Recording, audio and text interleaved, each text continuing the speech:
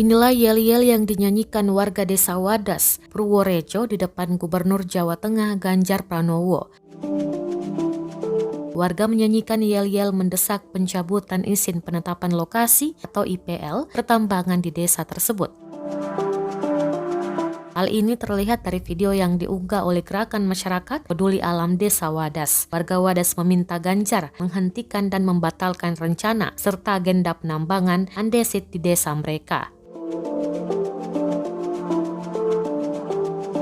Pertemuan ini digelar saat Ganjar berdialog bersama warga di Desa Wadas pada Minggu 13 Februari 2022.